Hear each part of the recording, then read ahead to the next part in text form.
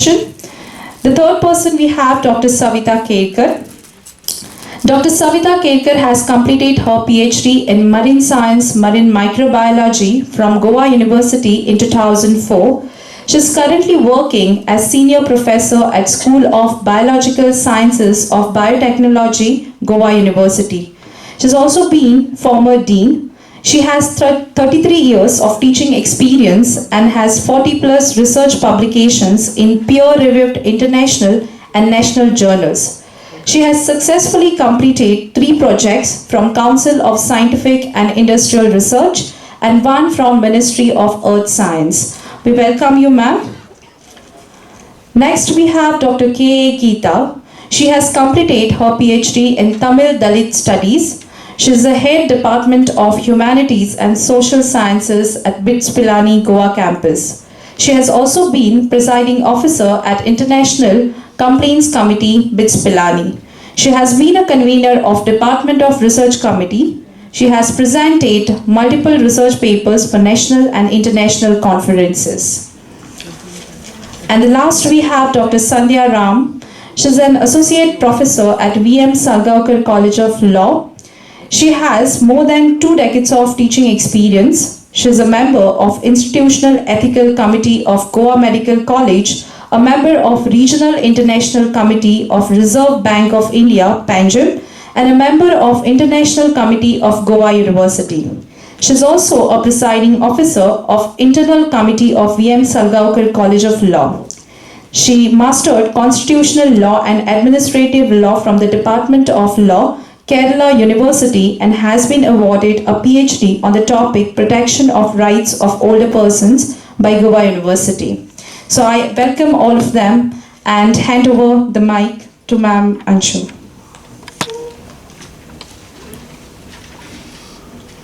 Thank you so much, and I express my sincere gratitude to the organizing committee of this 2-day seminar on a very relevant topic. Without taking any further time, because we are already running late through the sessions and we have another program after this session, I will start inviting our esteemed panelists of this discussion session. First and foremost, I would like to invite Ms. Aparajita Pujari, who would be speaking on Indian films with a special focus on LGBTQ. And it's my sincere request to all the panelists to please keep, according to the timeline given to you, it's 12 minutes for each of the speakers. Thank you.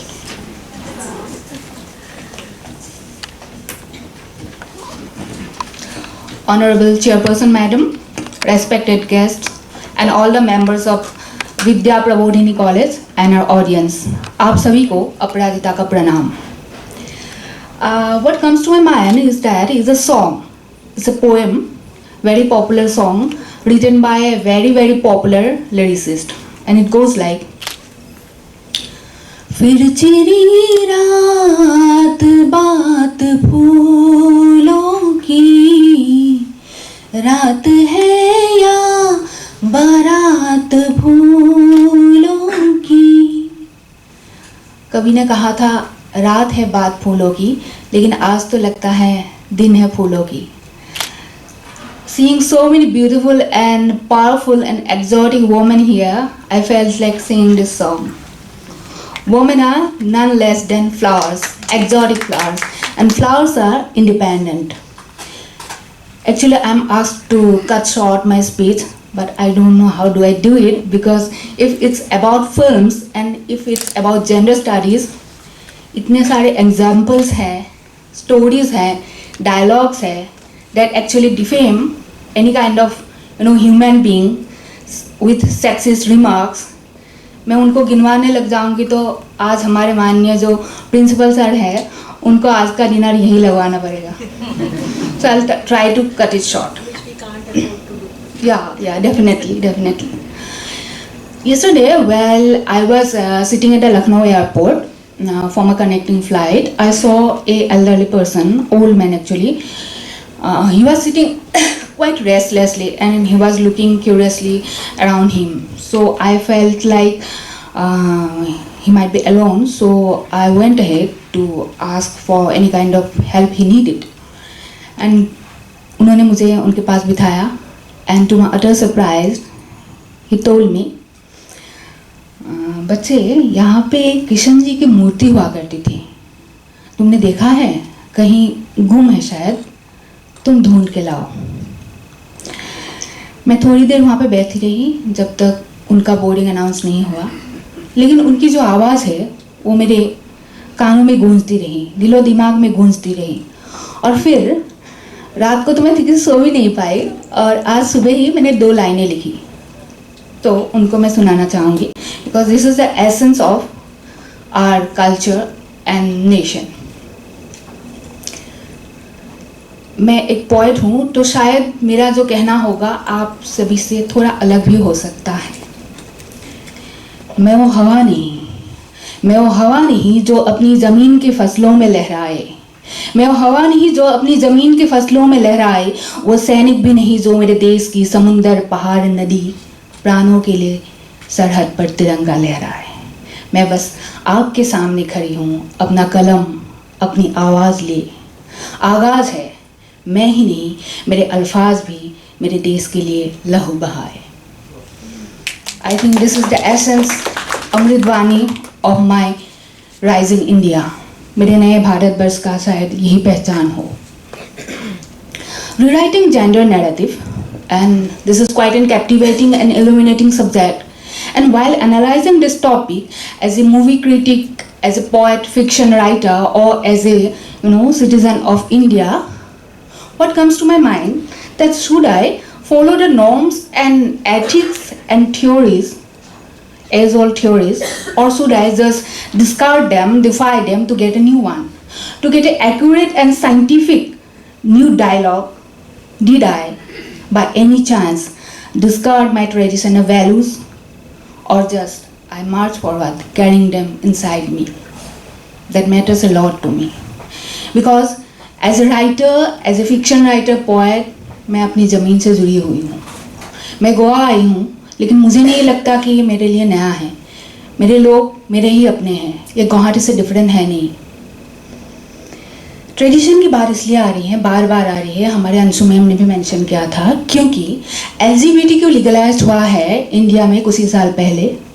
Feminism की पकड़ मजबूत हुई है लगभग 100 साल पहले, लेकिन हमारे भारतवर्ष के महाकाव्य, आख्यान और उपनिषद पुराणों में ये any kind of gender identity was प्रकृत एंड प्राकृतिक कई सदियों से, और उसी को हम लोगों ने बचपन से पढ़ के, मतलब ये अभी हमारे लिए जो अभी शायद किसी ने क्वेश्चन किया था कि मैम आपने शायद कि आपका बच्चा अगर बोले कि ही इज़ होमोसेक्सुअल, तो how do you feel, how do you get into it, how do you accept it. तो हमारे लिए जो जेंडर आइडेंटिटी है LGBT के है, वो शायद हम जब स्कूल में थे तभी हम लोगों ने थ्रू मूवीज़ देखा था। लेकिन आजकल शायद ये जो मैंने बोला था, मैं बार बार दोहरा रही हूँ, ज़मीन से जुड़े रहने का जो श्रेय है, इसी का कारण शायद मुझे ये नेचुरल लगता है। आई respect any kind of gender and I believe in empowering them. और ट्रेडिशन की बात इसलिए कर रही हूँ क्योंकि शिव जी अर्धनरेश्वर थे, मोहिनी, खाटू श्याम और बहुचरा देवी, सभी के बारे में हम लोग जानते हैं। लेकिन सबसे आदि जो उभयलिंगी है, जो देव है, आदि देव है, वो है यक्षदेव यानी अरण्य देव। उन्होंने ही शिखंडी को पराक्रमी बनाया था। कैसे? उनका जो परिचय है, उनका जो आइडेंटिटी है, उनसे परिचय करवा के, तो उसके बाद वो पराक्रमी बने। उन्होंने कुरुक्षेत्र युद्ध में मेजर रोल प्ले किया और मतलब अपना पहचान भी बनाया, और उसके साथ ही उनका जो प्रतिशोध था पिछले जन्म का, वो भी उन्होंने कैसे लिया? Through his new powerful identity which was very natural. लेकिन आजकल तो एग्जेजरेशन का ही ज़माना है, and though I am a movie critic, I am totally honoured and I feel blessed to be a part of Hindi film industry, because Hindi फिल्मों से ही हमने काफ़ी सारी चीज़ें सीखी हैं। फिर भी देवी और सज्जनों, बाबू मोशाय, सबसे बड़ी जो बात है, सबसे जो ज़्यादा डिफेमेशन, सेक्सुअल हैरेसमेंट की बातें दिखने को मिलती हैं, वो है हिंदी पॉपुलर फिल्मों में।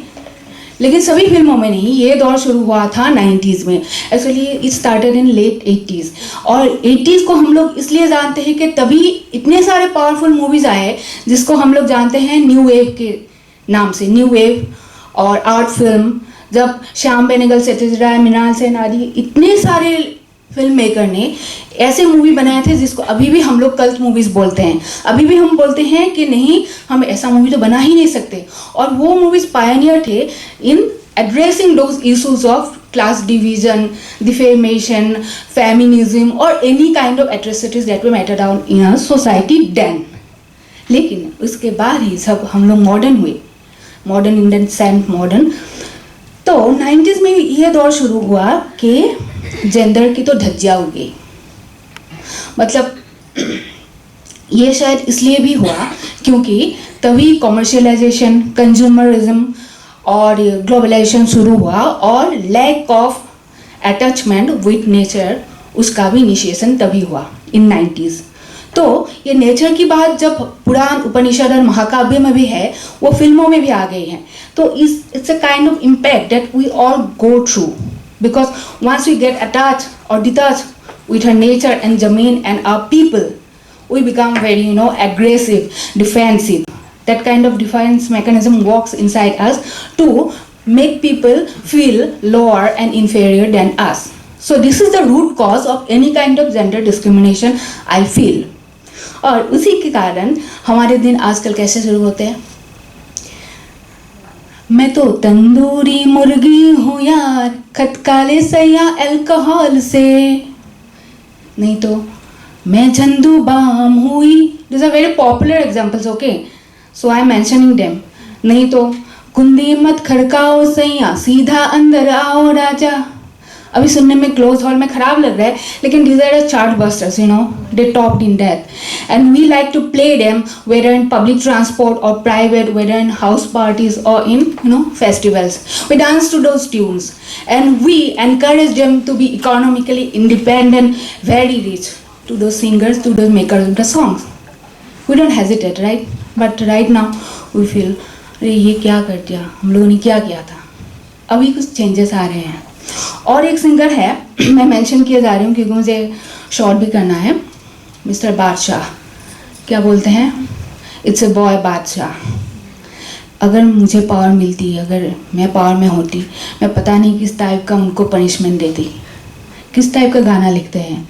हमारी भाषा हिंदी को क्या बना दिया है उन्होंने।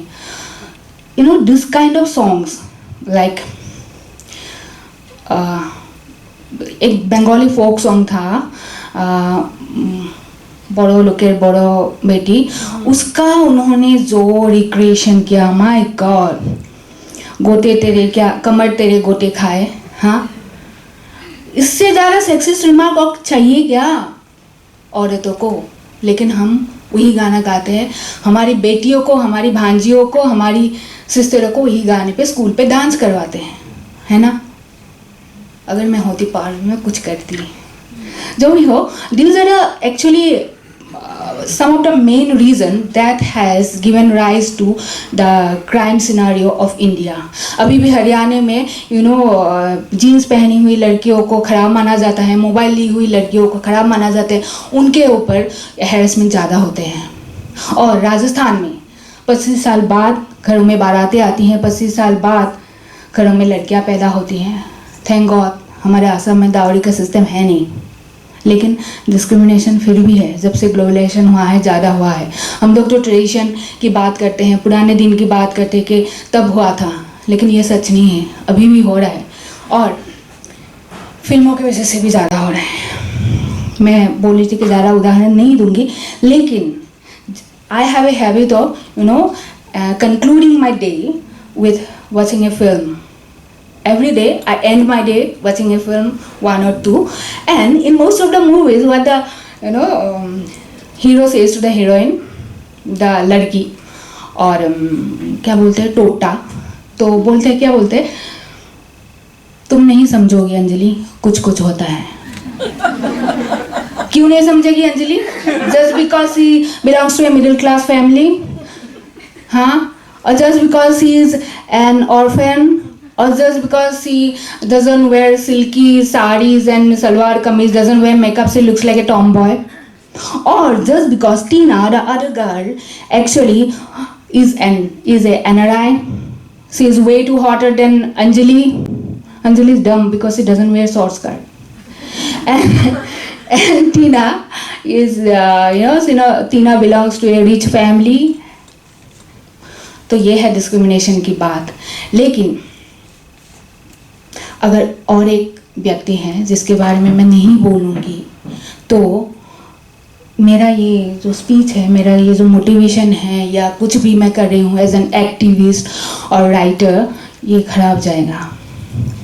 तो वो है the very rich, very popular, very influential करता धरता विधाता of Bollywood, and he is none other than Karan Johar himself. आप लोग घबराइए नहीं, मैं फ्लैग बेरर ऑफ नेपोटिज्म नहीं बोलूँगी, क्योंकि कंगना रनावत ने बहुत पहले इसका मतलब slate him, right. Karan Johar himself is a homosexual और बाइसेक्सुअल, राइट. लेकिन उन्होंने अपने सारे फिल्मों में, आपने अगर ध्यान से देखा हुआ होगा, या अगर आप आज जाके उनका कोई भी film, you pick any kind of film, then you will see that whether he produced it, directed it, or has written it, or he is personally attached with the film, like any film of Shah Rukh Khan. तो देखेंगे कि जो homosexual person है, he is established as a sex maniac. He is a person who cupidly loiters around a muscular hero, and he wears a multicolored dress. So ये तो तभी शुरू हुआ ना, जिसको हमने जिन फिल्मों पे हमने ज़्यादा इन्वेस्ट किया है एज ए ऑडियंस, जिन फिल्म को एनआरआई ने प्रोड्यूस किया है. एनआरआई खराब नहीं है, लेकिन उन्होंने एक मेजर रोल प्ले किया है ये जेंडर जो डिस्क्रिमिनेशन है उसको बढ़ावा देने के लिए थ्रू फिल्म्स. अभी शायद मैं इतना सारा लिख के लाई थी एक पेपर, मैं बाद में किसी को चाहिए तो डिस्ट्रीब्यूट कर सकती हूँ. It has all the root cause of defamation and sexual exploitation and some examples within it. So with that I would like to conclude my speech, and I think India is changing, and it will definitely bring a change and write a profound dialogue on everyone's identity, glory and right. Thank you very much. Tamashu Majudirgana.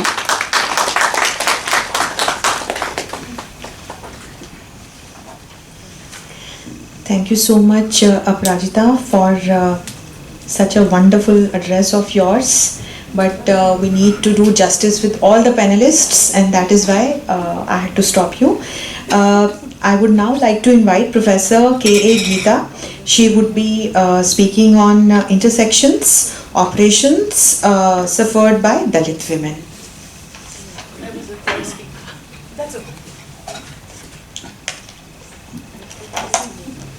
Good afternoon all.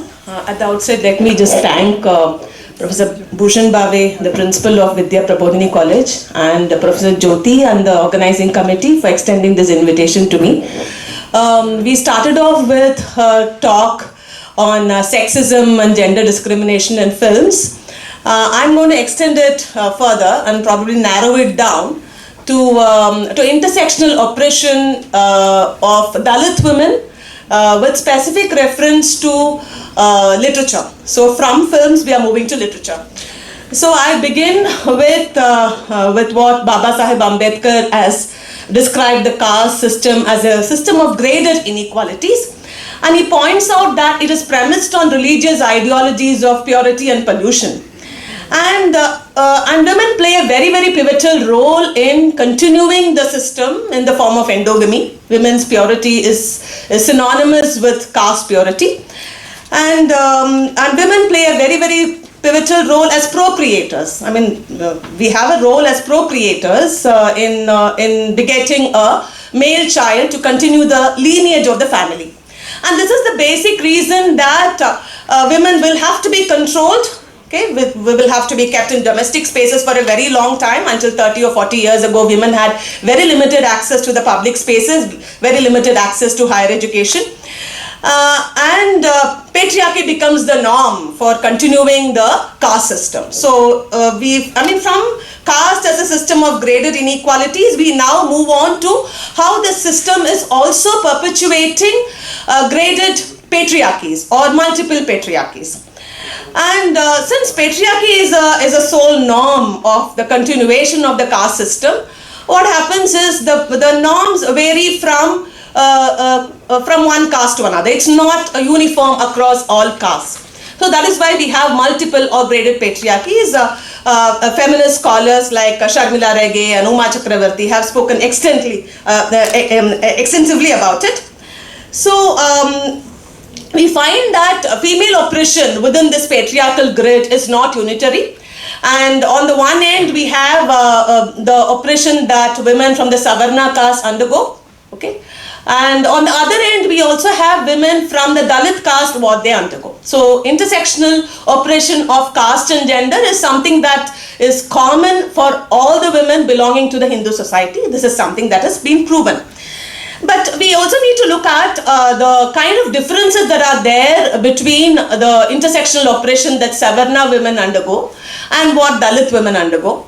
So the general reasons or the general issues that come under that Savarna women face are probably domestic violence, and then cases related to dowry, then female infanticide, and honor killing, of course, because her purity is synonymous with the caste purity, and if she's going to violate this by getting married to a person of a different caste, and if that person happens to be a caste which is lower in the hierarchy, then honor killing is something which happens. You know, it happens here and there, and we get to know about it.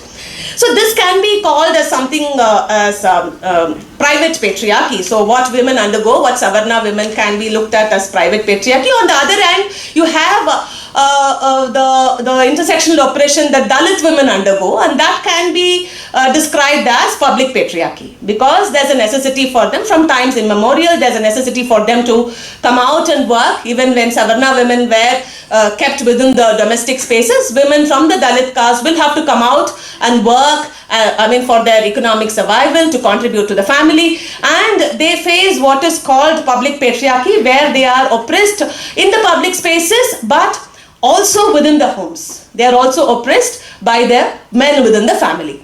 So when we look at the oppositional movements to this kind of two different kinds of patriarchies, or let's say patriarchy in general, we have to look at, we do not have an overarching feminist movement like how it happened in the West, the 3 waves of feminism or the 4 waves of feminism. Women come together for various causes, but then we did have a prominent women's movement as such, which started off in the 1970s.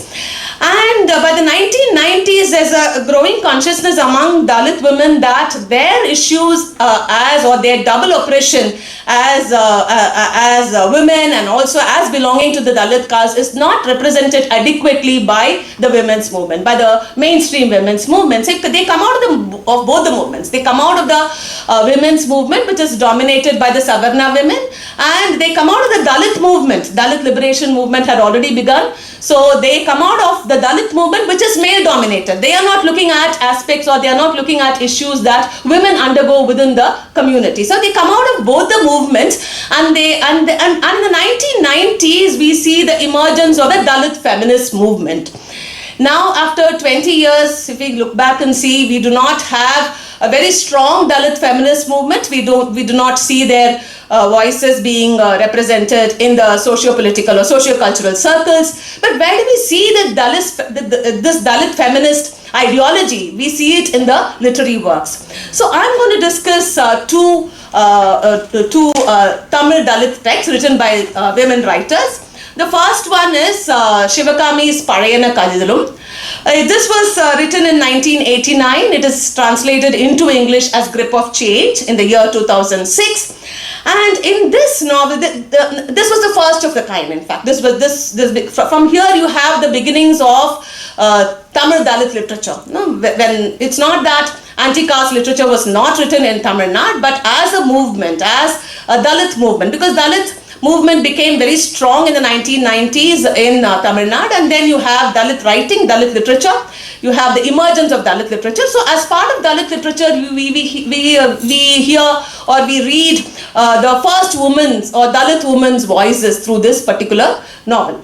So this novel actually evoked a lot of discussion, because for the first time, when there is a Dalit literary movement, which is actually aligned with the Dalit political, socio-political movement, which is revealing the kind of oppression that Dalits undergo within the caste society. For the first time, this writer Shivakami is pointing out in this particular novel, she's just revealing the kind of guile and deceit that the men within the community practice, and then how women are the receiving end of it. This is what she's talking about. So this novel was very controversial because it's not aligning with the ideologies of the Dalit movement, and it is talking for the first time of the Dalit patriarchy, or the public patriarchy that women or Dalit women undergo. So we have because we have very limited time. I'm just going to give you the plot in a gist. So there is this Dalit leader who calls himself a leader. It's a small village. His name is Katamuttu, and he does not have a job which describes him. But then he has a small patch of land, but he's not bothered to cultivate that. But what he does is to go about. He goes about talking to people. He makes himself very influential within the community, and whenever there's a problem or there's an issue, it is Katamuttu who would go there and then solve the problem. So he's just earned his living like this, but his meager income does not prevent him from taking 2 wives. He already has 2 wives. The first one is actually from a Dalit caste. The second one, very interestingly, is a widow from the Savarna family, and he has this pride that he's given her. He's married her, and then he's not literally married her. He's just taken her in, because widowhood is something that is very, very oppressive for Savarna women belonging to the Savarna family. So, her name is Nagamai. She just comes and starts living with him. So it is sort of established that he now has 2 wives, and he goes about gloating in pride that he's given, he's given life to a Savarna widow is something that he goes about doing. Now the entire plot is pivoted on a single incident. There is a Dalit woman, her name is Tangam, and then she is being sexually exploited by her landlord, the Paranjodi Odayar. And she in fact has a clandestine affair with him, but at one point she is being beaten up, and then she's roughed up by the community, by the landlord's community, and she comes to this Katamuttu for some kind of justice. Okay, and then he manipulates the entire situation, and then he succeeds in creating a kind of a caste riot within the village. He succeeds in that. And he makes the landlord's family give as a fine. He makes them give more than 5,000 rupees. And the novel, towards the end of the novel, you find that he has taken Tangam as a third woman in his. He's again exploited her, and he's also taken away the benefits that she gets out of this kind of a settlement that has come. He's taken that. So the novel is all about this, and there is his daughter Gauri, and then his nephew Chandran, who are just longing to come out of this kind of the women in the family are not able to raise their voice against this kind of injustice that they are facing, because they are confined to the household. They are not able to come. But there's this daughter who comes out, and then who starts questioning, and then her mother, and of course her stepmother, all of them say that we cannot do anything against this man. If we do anything against this man, then we are done. The novel ends with some kind of an optimism where Gauri and this Katamuttu's nephew Chandran, they are just mobilizing a group of people to come together, and most importantly women who should start thinking about this. And then the emphasis is on for women to get education, access to education. And with education, if they are going to become economically independent, probably things will change. Is how the novel ends. But this became a big controversy when it was published. It was translated into English, as I told you, as Grip of Change. It is very much available. If you want, you can read. Because it went against the ideologies of the Dalit liberation movement, and then she was highly ridiculed. And even now, if you see, you will find that Bama happens to be Bama is also a Tamil Dalit woman writer.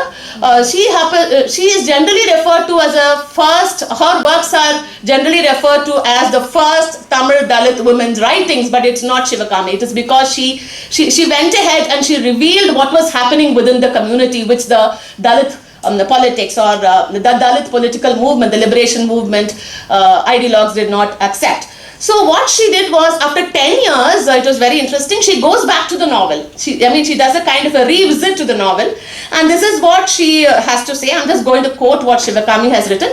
So after about 10 years, I went back to my novel as a third person, with the hope that I could see the author more objectively. There are, of course, like it happens to be, later she also admits that it was partly autobiographical. It was what she was undergoing or what she has seen within the community is what she has written. So the second book, Asiriyar Kurippu, author's notes translated into English, is a result of such an attempt. To my surprise, in spite of my efforts to analyze the novel critically, I found that I had actually ended up justifying my views. Thus, the novel, The Grip of Change, is a process of understanding the dynamics of caste and the woman who was inextricably involved in the process. That it is natural for me as a Dalit and a woman, factors decided by my birth, to write about those factors. And thereby, I firmly place myself within a circle influencing the politics surrounding those factors.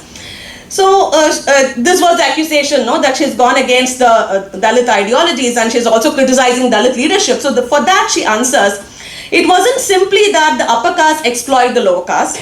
A lower caste leader might exploit its own people. It is not upper caste men who prey upon lower caste women. Men like Kakamuthu are perfectly capable of taking advantage of vulnerable women. The overall picture presented by the novel is that rich or poor, upper caste or lower caste, the seeds of corruption exist in all levels. So when she went back to the book after 10 years, she felt all the more stronger that this has to be there. What she has done in the form of course, a literary text should definitely not be altered or modified as something that she decides after 10 years. Now from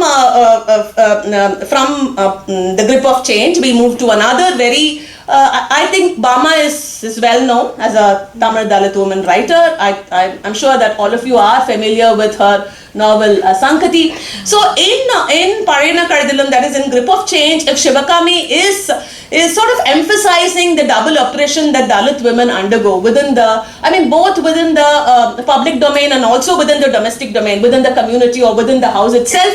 In Sankati, what Bama is trying to celebrate, or what Bama is trying to point out, is, of course, she is also discussing at length the double oppression that women undergo, but then she is emphasizing that indomitable strength and will and determination that Dalit women have to bounce against all odds. This is something that she is emphasizing, and this was written in 2004 and later translated into English. It was written in the 1980s and translated into 2004. I'm sorry about the date, but then it cannot be called a novel as such, because it just describes women of different ages, and then you could call it, you could refer to it as a collective autobiography of the Dalit women community, of Dalit women, and you have a lot of stories. I'm just quickly going to go to the end, and I will just stop over here.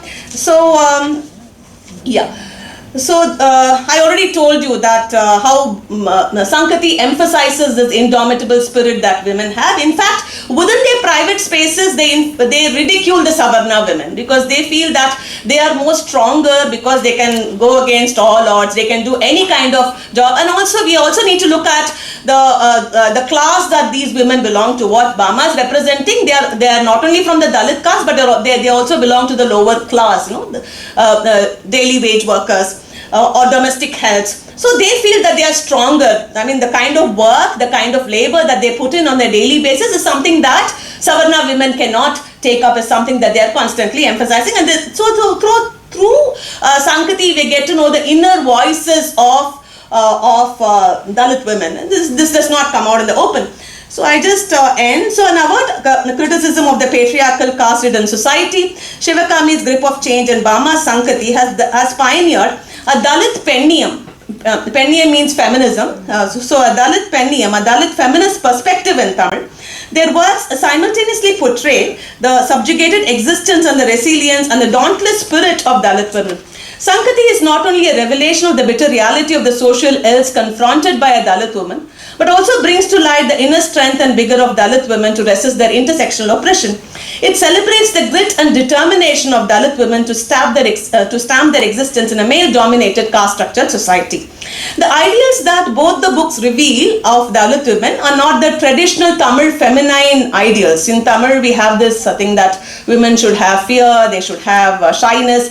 So it's not the Tamil feminine ideals of Acham, meaning fear, or Nanam, meaning shyness, Madam, meaning simplicity or innocence. That is how women are generally described. They're expected to be like this. Payurpu means modesty, but rather it celebrates the courage, fearlessness, independence, and self-esteem of Dalit women. Thank you for the opportunity. Yeah.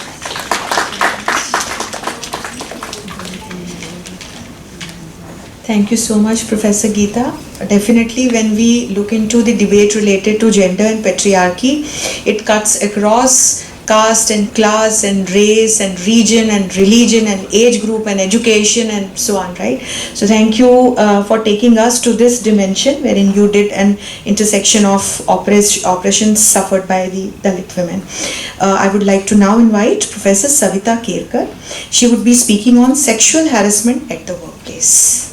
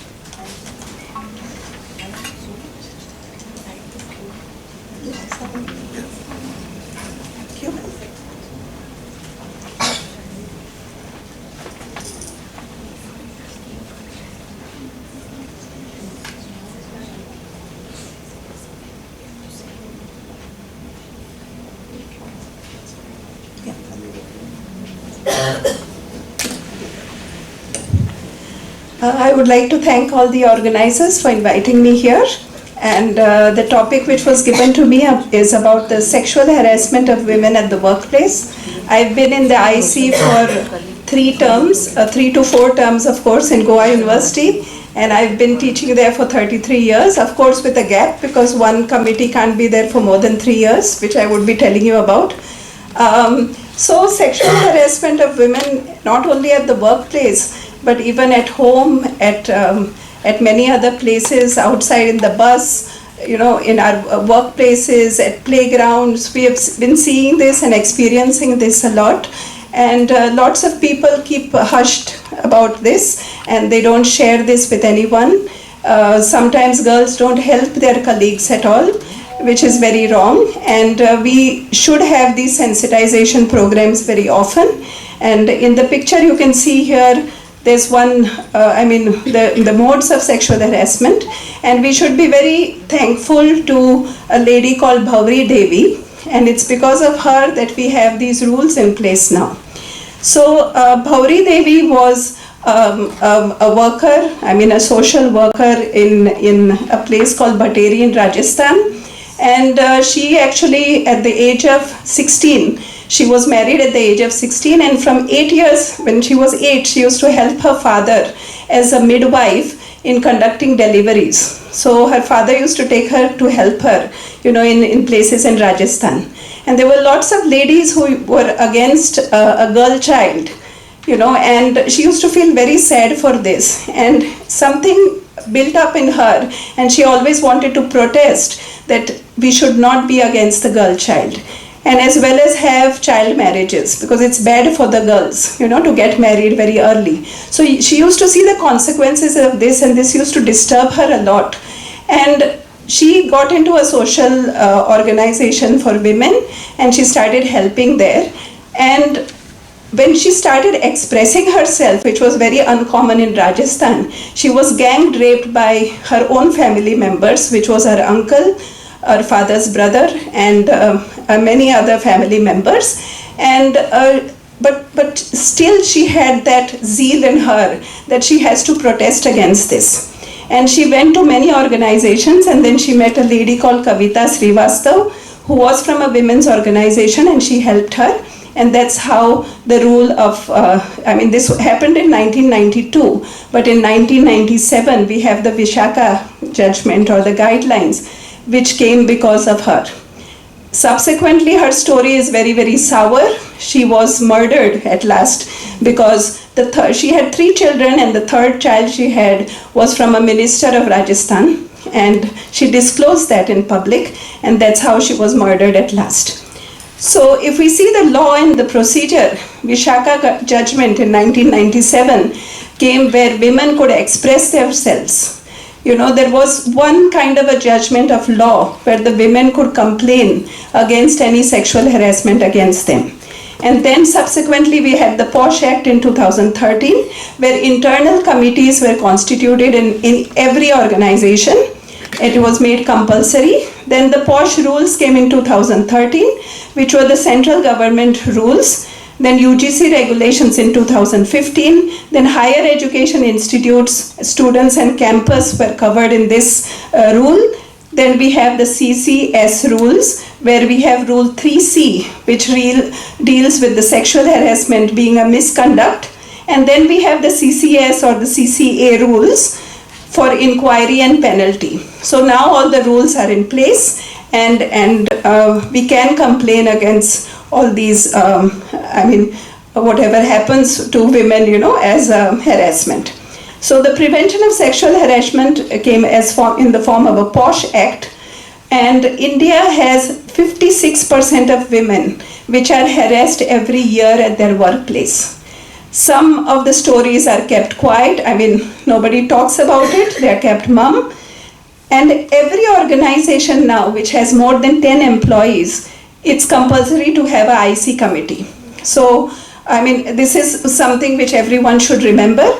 The IC facilitates aggrieved women to lodge a complaint without having to go to the police. And the IC is the internal committee. It should have 50% members as females, and they have to conduct awareness programs. It's compulsory. So in the university we used to have it very often. The last one which I conducted was in 2022, where I have conducted programs for each and every school, which includes the students, the non-teaching staff, and the teaching staff as well. So the preamble of sexual harassment results in the violation of the fundamental rights of women to equality under Articles 14 and 15 in the Constitution, the right to life and the right to live with dignity under Article 21, because a woman has the right to live in peace, the right to practice any profession or to carry on any occupation, trade or business, which includes the right to a safe environment free from sexual harassment. The Rule 3C which we have is that no government servant shall indulge in any act of sexual harassment of any woman at the workplace, and every government servant who is in charge of a workplace shall take appropriate steps to prevent sexual harassment to any woman at the workplace. So we have the salient features which covers the domestic workers, and we call them aggrieved woman. The sexual harassment includes any one of the or more of the following unwelcome acts or behavior, whether directly or by implication. So they are either a physical contact or an advance, or a demand for or a request for sexual favors, or making sexually colored remarks, or showing pornography, or any other unwelcome physical, verbal or non-verbal conduct of sexual nature. So even messages on a mobile in which the girl feels very uncomfortable about can be considered as a mode of sexual harassment. So here there are two pictures where you can see the first one. The lady is very uncomfortable. You can see it on the face, and normally women can show this reaction on their face very easily, because when you see a man who is involved in this, I mean, the expression of the woman changes automatically and you feel very uncomfortable. In the second picture, you can see that both of them are very comfortable. So in the first one, you can see that the boss is irritating the woman, of course, and she is feeling uncomfortable.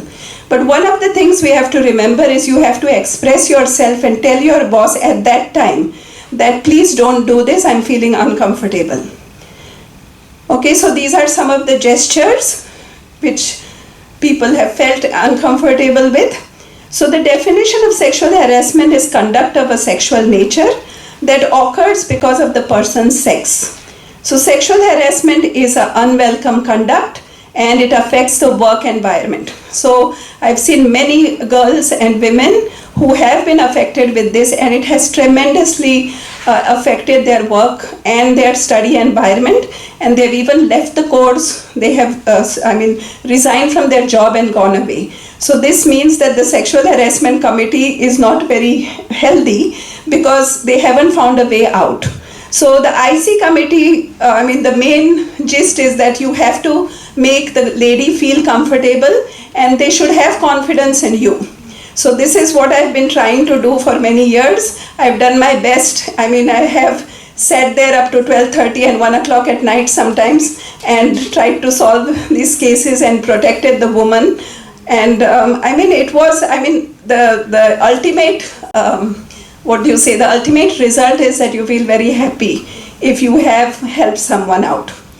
So we have an internal committee which is constituted of a presiding officer, which is a woman employed at a senior level from the university employees. If it's any other employee of any other institute, not less than 2 members should be committed to the cause of women, 1 member from an NGO, and at least half of the members shall be women, and the hold of the office is not for a period not exceeding 3 years from the date of the nomination. So when a complaint is filed, any aggrieved woman can make a complaint in writing to the complaints committee.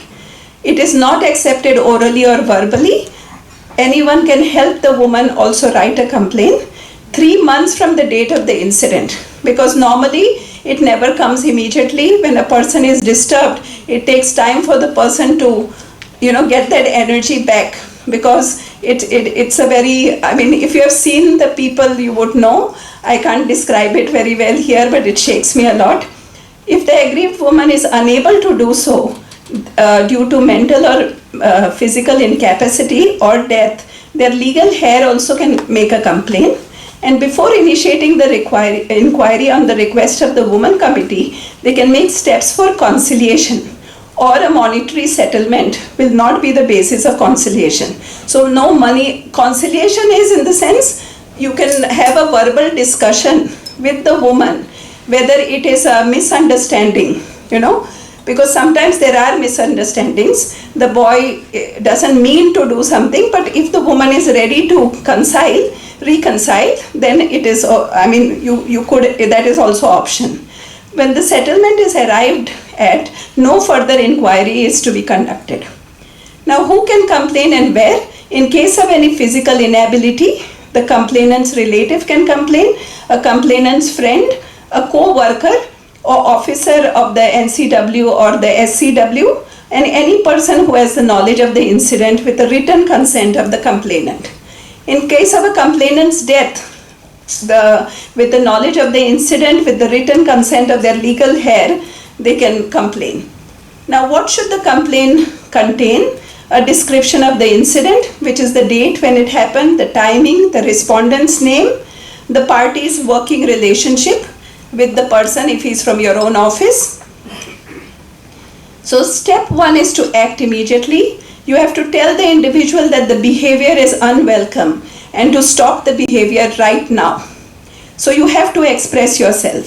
Step 2 is document the incident, the date, the time, the place of the incident, the specific unwelcome behavior, your response, the names of the witnesses and the copies of the documentation, that is the notes, emails, pictures, etc.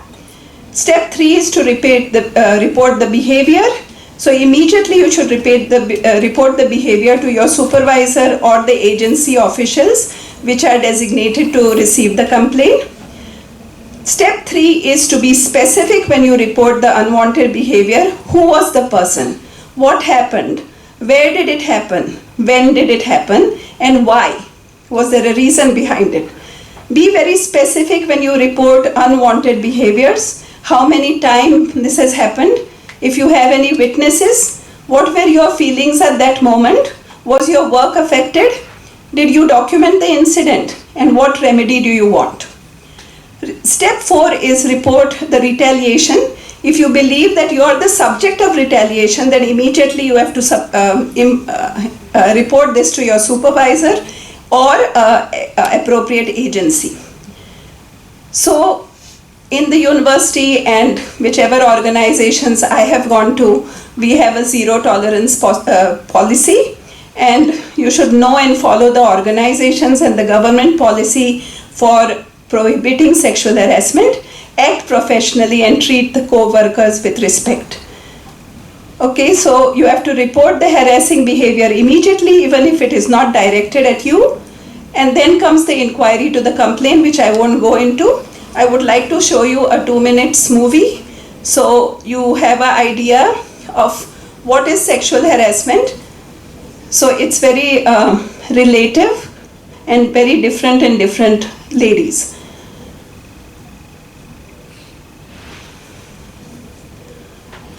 The sound.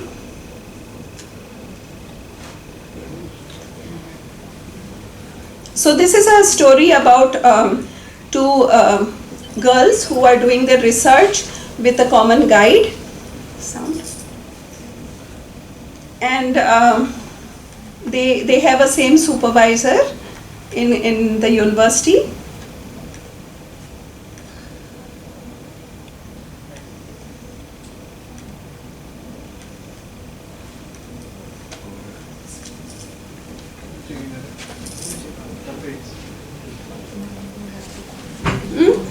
Yeah, it's 2 minutes only. I'd asked him in advance if he has a sound system. That's right.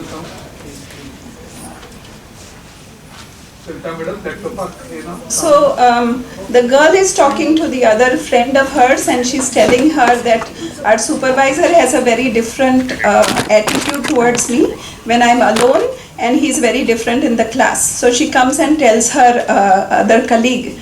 So then suddenly the other colleague gets a phone call from her mother, the one in green, and she tells her mother, her mother says that she has to come home immediately because she's not well. So the girl says that I'll ask my supervisor if I can take 2 days off, and I'll come and ask him, and then I'll let you know. So she goes to she tells her friend that I'll go to Professor Mani, his name is, and this is based on a true incident actually. And she goes up to her supervisor, and you can just see the gesture. So it's quite visible, there's no explanation needed. So this is the supervisor, and he calls her in.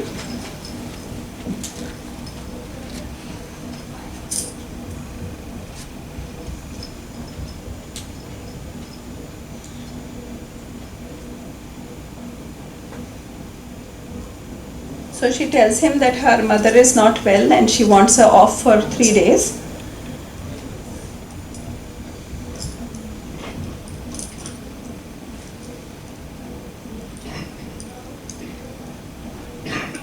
Marks की ना attendance की या और कोई बात वो तो तुम्हारा आधा थीसिस में So he also tells her that he will write her thesis, half of it. इतनी शर्मा क्यों रही हो? Asking for रति sexual नाम है favors. तुम्हारा, हाँ? रति का मतलब जानती हो ना? Sir please sir. प्लीज क्या? रति का मतलब नहीं जानती हो तो मैं तुम्हें बता देता हूँ। रति सर प्लीज सर। ये भी एक रूप है सेक्सुअल हैरेसमेंट का।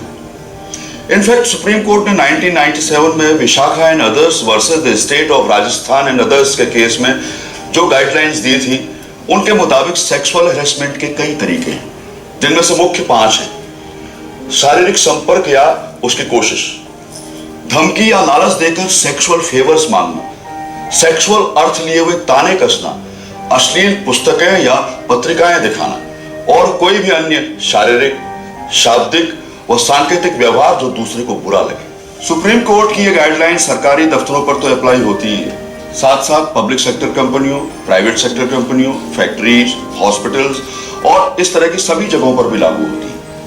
यही नहीं, अगर कोई महिला काम के सिलसिले में ऑफिस से बाहर कहीं गई हो और वहां उसके साथ ऐसी कोई घटना हो जाए तो वो भी इन गाइडलाइंस के दायरे में आएगी, जैसे विभा के साथ होटल में हुई घटना।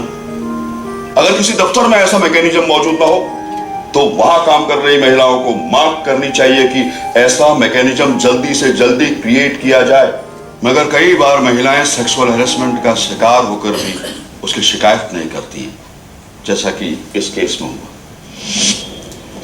So after that, I mean, to cut short, since the time is limited, they both, she comes back and she tells her friend. So it's very important to have a colleague who also supports you and helps you in this case. So both of them file a complaint against the teacher. Professor and Mani ने many मेरे other साथ ये वही complaints हरकत also come. I tell you, Rati, Joint मैंने तुझे पहले कही थी against that. हमें इस बार भी कुछ करना होगा। Teacher is क्या कर सकते हैं हम शोभा? वो हमारा गाइड है, हमारी रिसर्च पर उसका पूरा कंट्रोल है। वो चाहे तो हमारी थीसिस टोटली रिजेक्ट कर सकता है, हमारी 3 साल की मेहनत पर बिल्कुल पानी फेर सकता है। So I have to stop here because the time is limited. No, definitely not. मैं इसे नहीं छोड़ूंगी। So I had brought one minute films actually to give you an idea, but since there's a limitation of time, thank you very much for your patient hearing.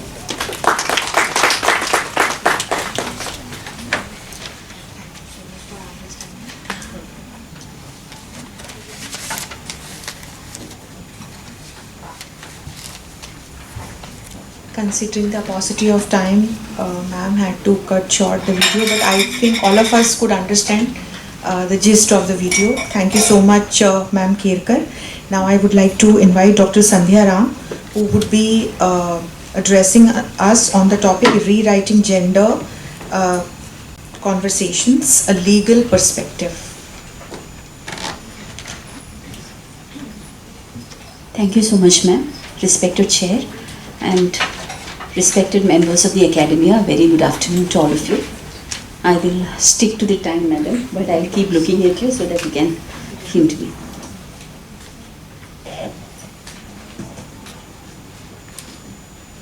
Whether it is about movies, about books, or about the sexual harassment at workplaces, which is sought to be restricted, controlled, and prevented by means of the internal committee systems, it's all about law and legal perspectives ultimately.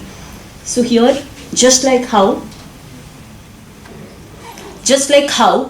you and me have got stereotyping which has happened in our mind, which has reached us crossing generations and generations, because stereotyping does not happen in a day or two. It is a result of indoctrination over generations. It is a result of misogynic thoughts that is transmitted over generations. It is somewhere in our nervous system. So if ever we want to make a correction with respect to anything, be it movie, be it books, be it just normal conversations, we need to go back there and do the correction there and then come back. That alone will give the result. But here the problem is, there are these legislations, there are this judicial system, there are the policy makers, the lawmakers, but then they are not aliens. They are also living in the same world. They have also inherited the same stereotyping and those thoughts over generations that is ingrained into their nervous system as well. So we see this stereotyping happening with the lawmakers, the policy makers, and what to say, even the judges of the higher judiciary. So let me just take you through these stereotyping which happens in the judicial sphere more. To start with, we all know that Constitution of India is our manifesto. It is mine and I hope it is yours as well. And this Constitution of India speaks of certain basic principles and values which today we have embraced as a constitutional morality which overrides the social or the public or the religious or the cultural morality. When these conflict, it is the constitutional morality that will and has to prevail. And this constitutional morality puts before us some pillars or torches: equality, liberty, justice, and fraternity also. So equality in this concept of gender is about treating everyone equally irrespective of sex.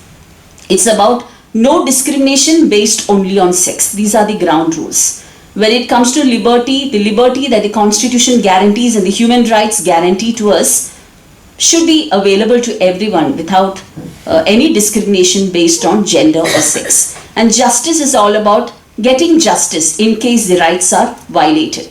But then, having set these constitutional goals, this is the picture of the first woman who reached Indian Foreign Service, C.B. Muthamma. And she challenged in the Supreme Court of our country the rules governing her service conditions regarding Indian Foreign Service. And the rules, the judge himself who decided the case, Justice V.R. Krishna Iyer, referred to these rules as a masculine hubris, pride, masculine pride, which is very misogynic in nature. And the rules said, when a woman wants to marry, woman who is a member of IFS wants to marry, she has to take the written permission of the authorities. Later on, after she marries, if the government thinks that her marital responsibilities are coming in the way of her job requirements, her service can be terminated at will. This is not a story, it is that which was there in the rules made by the central government with respect to Indian Foreign Service. And C.B. Muthamma went to the court. Court was about to strike it down, but then government said, we are going to amend it. She had contested because she was not given promotion. So those things we are going to redo, her promotion is done. So government lawyer came to the court and said, we are going to withdraw everything, we are going to make changes, the amendment is in place, it's just going to happen. So then the court said, okay, the dispute is over. Since the dispute is over, the court said, we dismiss the petition, but not the problem. The problem pertains even today, even after the rules in IFS is changed, but not elsewhere. So this gender equality that Constitution of India speaks about is first of all a very general equality. Men and women are not equal in every respect, but then they have to be given the same equality in terms of status and of opportunities. They should be given the same opportunities to pursue spaces which have to be open to everyone, irrespective of sex. That is the general principle of equality.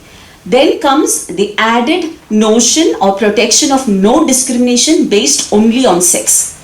But along with it, Constitution in the same Article 15 adds a point number 3. We call it as 15 clause 3. It says, however, the state can make special provisions for the advancement or for women.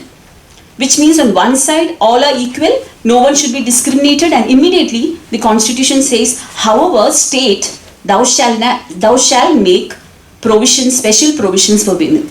But why are these special provisions required for women? There are some legal logical reasonings behind it. First of all, the biological differences. A woman needs to be given maternity leave. So when maternity benefit is provided under the law, that is all about providing special provisions for women. It could be due to the historical injustice of structural subordination, of misogyny, hatred towards women, not giving her opportunity to study, to pursue. All these are lingering still. Therefore, it is needed sometimes to give her a push, to give her a ladder which is little higher than the others, so that she can also reach the mainstream. This is also envisaged in the Constitution. However, what happens is government decides many a time to protect her. Just like how parents say that girls have to reach back at 5:36 p.m. latest, hostels run by government institutions for girls would say they have to reach back at 6:37, boys can reach back at 9 also. But remember, UGC regulations are very clear that in the name of protecting the women or the girls, no discrimination shall be made to them. So here again, state decides to protect the women and make special provisions and say, we are making the special provisions to protect the women. And some of these special provisions result in gross insensitivity to the cause of women. And one such is the instance of Hadia case. Hers is a case where a Hindu girl from down south, from Kerala, she converted to Islam. And she decided to even marry a Muslim man. The matter reached the High Court. Parents went to the High Court saying that she was 24 years old. But the court said she cannot take a decision. She is incapable of taking a decision on her own. And such talks were happening in her presence in the Supreme Court. They were discussing about her mental capacity to decide for herself when she was there.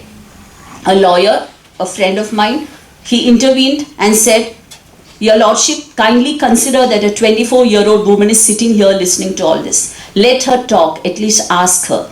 That one word was required even for the court's conscience to strike back and to look at it. And Supreme Court had corrected the mistakes which the High Court of Kerala had done in this case. So therefore we see that stereotypical gender-based assumptions are prevalent in judicial reasonings. There are three kinds of this stereotyping in a judge's mind.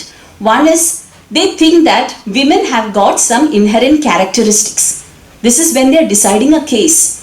And they would think that, and they make statements. I have put these statements here which are in italics. In one particular case, the same Hadia case which I referred now, the High Court said a girl aged 24 years is weak and vulnerable, capable of being exploited in many ways, quote and unquote. Again, the court said in another case regarding, the husband wanted the wife to stay with him. So then wife said, he's beating me. So this matter, when it reached the court, Allahabad High Court said, it may be remembered that motherhood is a precious possession of a woman, and by chance she is, something happens to her which takes away her motherhood. I'm sorry, this case is about a tuberculosis operation which was conducted on a woman without her knowledge. In that case, the point is that court is presuming that every woman wants to be a mother. This may be correct in her case, but then court is making very general stereotyping. So from here comes motherhood, and it's like it gets attached. You get trapped into certain things which is not really your choice. And then comes about taking care of the children. Also is her, she has a motherly urge to take care and all those things. In these norms and values and this glory of all this, even postpartum depression and other things get sidelined, and women do suffer. They don't have choice with respect to reproductive health and other matters, related matters. When it comes to what I was telling you, a man was beating his wife. In that context, the court said, as a devoted wife, it was no doubt her duty to get up before her husband leaves for work, because he said, I will leave at 6 o'clock and she gets up at 7 o'clock. Therefore, I beat her. But court said, as a dutiful wife, she has to wake up early and prepare breakfast or whatever. But then if she doesn't do it, no, you can't beat her. And again continued. His another accusation was that she was not wearing the clothes that he likes, therefore he was beating her. Court again said, it is for a dutiful wife, mind you, dutiful wife, faithful wife, loyal wife. She has to wear as per what he likes. But then if she doesn't do it, he can't beat her. So that's how stereotyping words are used. And thirdly, about stereotypes concerning sex and sexual violence. Court, the judge is a human being. There is a human element in every judge, no matter the wigs or the gown. And the judge also thinks she is known for having relationship with many men before. Therefore, she is of loose character and she can't be raped, etc., etc. In one particular case, a person was charged for sexual harassment, and he went for bail application in the court. And he produced some photographs to the magistrate there and said, see, these are the photographs of her with me, so I should be given bail because I have not done anything wrong. And the magistrate said, look at her clothes. From that it is very clear that she wanted him to do something to her. These are all taken from judicial pronouncements. Again, stereotyping. I cannot forget to mention Nargish Mirza, one very important case, and the ghost of Nargish Mirza still haunts us, especially the people who are into legal fraternity. There was this air hostesses who had to retire at the age of 35, whereas a male counterpart could retire after 50. And there was a rule that within 4 years, first 4 years of her employment, if she gets married, she should immediately retire. If within this 4 years, if she bears a child, she should immediately retire. Matter reached the court. Court said, first 4 years of marriage, if she has to retire, it's okay.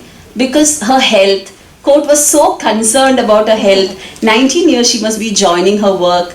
So then, no, 24 years, 23 years is okay for her to marry. Assumptions and stereotyping. Ask her. That never happens. Then also court said, but when it comes to pregnancy, first and second pregnancy, she cannot be terminated. But third pregnancy, our population policy is there. See the stereotyping for yourself. There are a lot of real differences between men and women for which the law should step up and do the needful. There are a lot of imagined differences also for which law should keep quiet about it and not take up the garb of protectionism. And whenever a matter comes before the judge has to supposedly to look into know what is the impact of this rule on her instead of trying to find the reasons behind it. And since the time is short, I'm skipping the part on the adultery judgments. Adultery, everybody knows that has been taken off the statute book because court said it is unconstitutional. But adultery provision was criticized all these years because the man who commits adultery would be punished and the woman will not be. Therefore, it is unequal was the argument. But what we need to understand is that law, which is that section of IPC that is struck off, just for time pass, all of you should read it. It says, if without a man's permission, okay. So then I will skip it. Please go through it. But adultery has been decriminalized. And since all are into literature, you can Google and get this handbook which Supreme Court has issued about changing or using gender neutral terms, which are very useful and which helps us. And the court has said, now we will not use the word dutiful wife, we will only use the word wife, etc., etc. So that is about the stereotyping which affects everyone, including the judiciary. And when a question comes whether we have to respect women as goddesses or not, let us treat her as a human being, because goddesses have got a higher standard. We cannot meet that standard. So let us be just human, neither in a cage nor do give us a pedestal. We are happy with being humans. Thank you very much.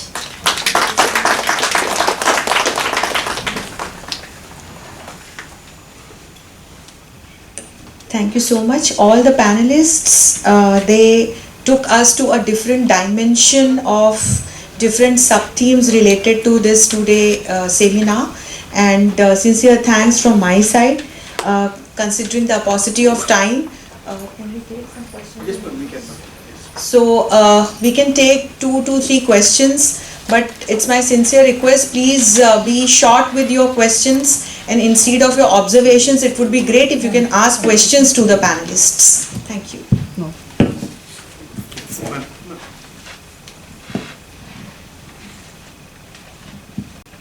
Yeah, you mentioned regarding the justice and the rules, the policy makers, what they, especially the Chief Justice of India, whoever has they are making. My question to you is that there are, for example, if you take one recently married, okay, and the girl does not want to live with the husband, and immediately she goes to the police station and she gives a complaint. And though the boy's side, there's no mistake at all, but she doesn't want. But the law says that he has to be imprisoned immediately. So there are so many things which are against the boys. So in that case, how the justice is played? Because gender equality means the justice also to be equal to both the sexes, right? Ma'am, I heard your question, but then a boy cannot be imprisoned just like that. There are, in this example what you have given, a woman, if she goes away from the husband or otherwise, there is a provision under the law that one of the spouses can go to the court and ask for an order wherein companionship is achieved back. It is called restitution of conjugal rights. There is no imprisonment over there. Now, when it comes to the other part of it, that is it not prejudicial to men is what I understood from your question. For that, we need to understand that Bhanwari Devi, who was mentioned here, was gang raped because she tried to stop a child marriage in an affluent family. We must think, if instead of a she social worker, if it was a he social worker, would he have been raped? So this is a problem.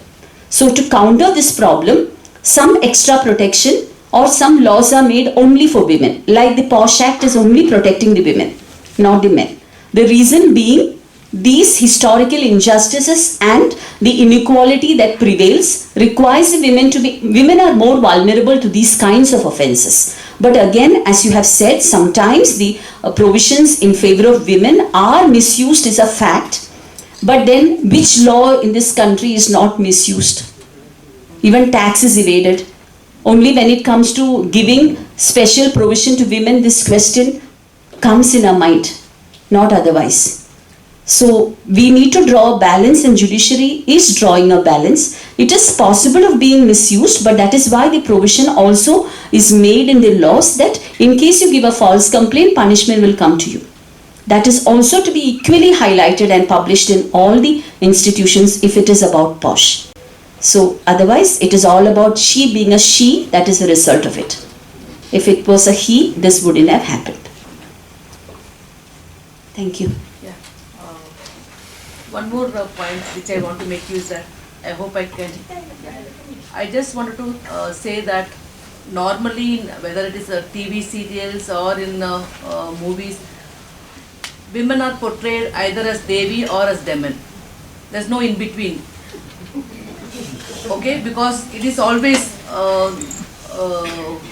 the normal life, the domestic women, how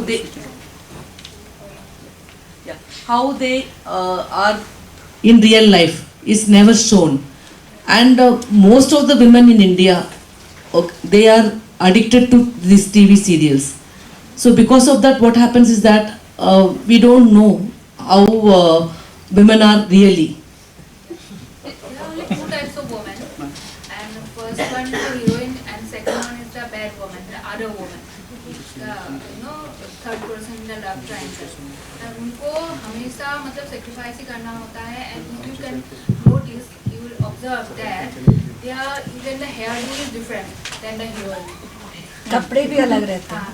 Likewise, they are the very important and powerful examples, and they are none other than Jina Raman and Parveen Babi. Apart from being portrayed as the other woman in hero's life, in real life also, they were.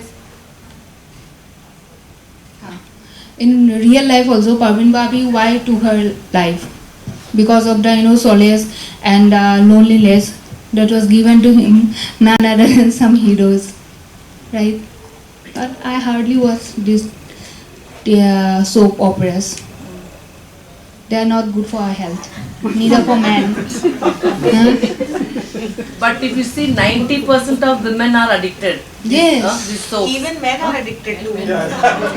But it's in your control, no? Right. You should have control on that. Can we debate on that? There should be slogan.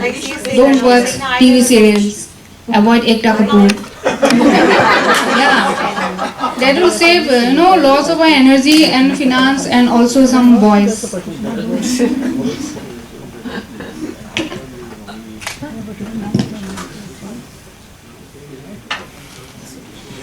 In the High Court judgments which are stereotyped, then what happens to the petitioner? Because there is injustice there, no? So what does the petitioner do then? See, when it comes to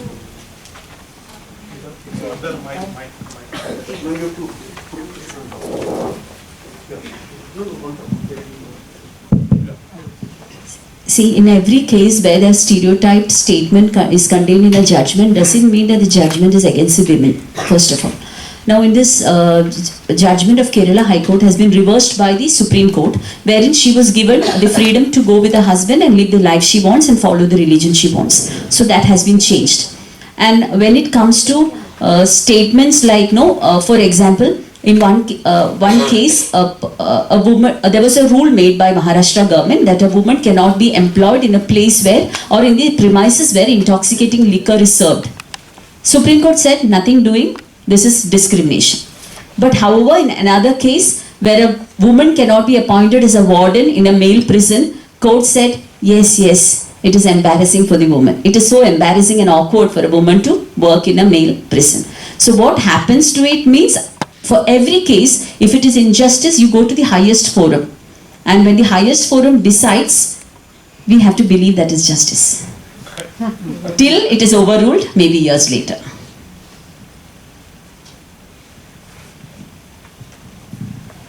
Any other question? So I think we can proceed with the session. Continuation to what you said, they just go to the highest court and we have to go ahead with that. But the highest court is of course, they have the judges there. But then if they are going to be men and if they are going to continue with this kind of ideologies with men, then what do we do? What do women do? Here, Because they might be they might have expertise in the law, but then certain things are actually, they have internalized certain things from the society also. So where do we go from here? Now here one correction, not correction, but another view is that this indoctrination is not just in men's nervous system. Yeah. In the Shabarimala judgment, it is a 4:1 judgment. The case, if you know, is about women's right to enter a temple. That too, women of the age group of 10 to 15, the menstruating age group, whether they can enter temples. 4 men in the bench said she has to enter. And one woman, Justice Indu Malhotra, said no, she cannot. Religion is more important. I do agree. So, yes. So therefore, we cannot say that men have got this ingrained thought. And moreover, Supreme Court is presently doing a lot of good work with respect to correcting these injustices which they themselves have done. That is, the epitome of that is the recent handbook which I had displayed here, in which the court is instructing all the courts in the country to correct these way of using language or understanding that in your thinking and reasoning you should remove this gender stereotyping and think as a judge impartial and not otherwise. And there are many judgments which support or which stand for constitutional morality also. So we are hopeful that it is becoming more progressive, especially after 2018 with the taking away of adultery provision, Shabarimala, and also this Navte Johar, same-sex relationships. Thank you. So there's some hope there. Yes, definitely. There is one observation which I wanted to ask is that you take, for example, Afro-American women. Okay, they too are doubly marginalized. And if you see the recent studies, what it says is that the black women, they ignore the white feminists. Okay, because nothing to do with them, because their problems are different. And whereas we are doubly marginalized. So that I can connect it with this Dalit. Separate wave in the feminist theory and the feminist movement, what we teach and what we read. And that is what they said, that how can the white women who were so privileged or from superior class can understand our pain or the struggle that we went through, and especially that to not only women from Africa but also women from Latin America. So you would see parallel waves of feminist movements run by these women. So that is actually part of the second wave of feminism. Dalit feminist movement is actually modeled on that, but I don't think they had that kind of a mileage that the African American feminists had when it came to... Whether did they have any kind of that idea that where the second wave of feminism, whether they were influenced by that or it is the creation of their own? This is more localized. In the 1990s, when Dalit movement became very prominent in Tamil Nadu, I was just referring only to Tamil Nadu, it happened in the 1950s and no, whether Bahman, Sivakami, whether they of course did know about it. Definitely they had knowledge about it. And then Dalit feminist movement did emerge, but it was more seen in the literary spaces than in the political circles. That is something that we see now. After some 20 years, if we look back and see, this is what has happened. happened. Whereas in the, when we look at the African American feminist movement, it was not limited only to the literary spaces. There was a lot of political activism also which was going on. Yeah, thank you. Last question I will say. We got the Vishaka guidelines, we got POSH 2013 Act, but Pavri Devi never got the justice. What are your comments on that? Now, here I take this opportunity also to make a small correction. And ma'am has mentioned about Bhavri Devi being murdered. I think we need to recheck on it, ma'am, because that is another Bhavri Devi from Bhopal, Jodhpur, if I'm not mistaken. This particular Bhavri Devi, as you said, even in 2021, Hindustan Times has reported, and you won't believe it, she's still fighting her criminal case, and the case is still going on. I have no words. We share the same thing. Actually, no words about anything regarding the delay in justice administration. The criminal case is still going on, but because of that incident, and the High Court, while deciding initially, had used words like, how can an upper caste man rape a lower caste woman? How can men from the same family rape a woman? How can a woman be raped in front of a husband? These notions were said. That is why agitated women's group Vishakha went to the court. But one good thing which happened with the judgment is that till then all these cases were just taken as no crimes committed by X, Y and Z. Now whoever commits it at workplace, state is responsible, the institution is responsible. So responsibility has shifted from the individual to the institution. That is a good thing, but regarding Bhavri Devi, my conscience pains, that's all I can tell you. Yeah, we can move on now. Thank you. Thank you, ma'am. That was an intellectual discussion. So I request Ma'am Ranjita Pai to kindly come forward to present mementos to our dignitaries. First I call Ms. Aparijita Pujari.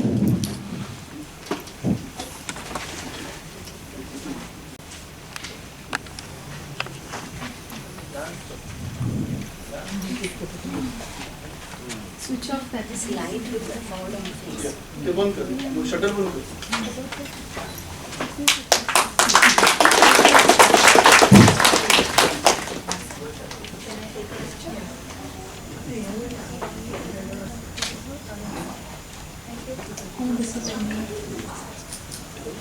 Give it to her.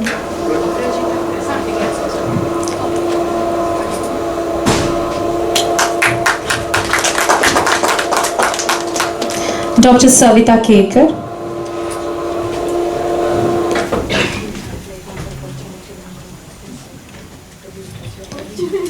Professor K. Geetha.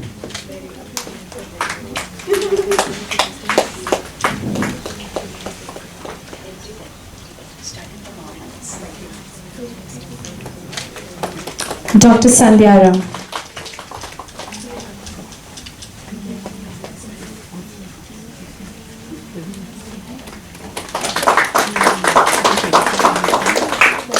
I take this opportunity to thank DHE and I invite Dr. Keshav Duri to kindly come on the stage. Ma'am, please do the honors.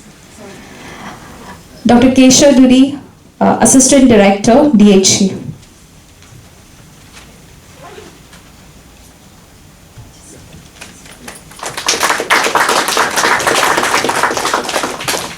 Thank you, ma'am. Thank you, sir.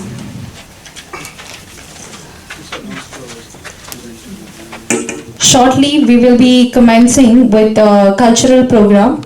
So I request all of you to kindly wait. Thank you.